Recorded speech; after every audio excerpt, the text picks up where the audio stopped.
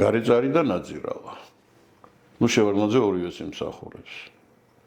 აბარებს სოხუმს და მე ამას არ ჩავაბარებინე. და ნახეთ რას აკეთებს.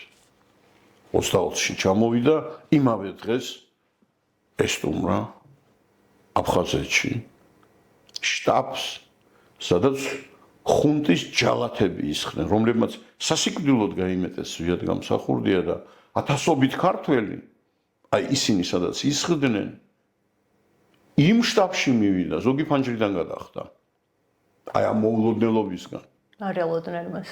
რა თქმა უნდა, მაგრამ ის იმდენად თავგანწირული იყო და აფხაზეთს და ქვეყნის ტერიტორიულ მთლიანობას იმდენად ემსახურებოდა, რომ მან აი ეს გზა, აი მისთვის, მისი სიცოცხლისთვის არც თუ ისე უსაფრთხო გზა აირჩია და ეს ყველაფერი ჩაწერილი იყო.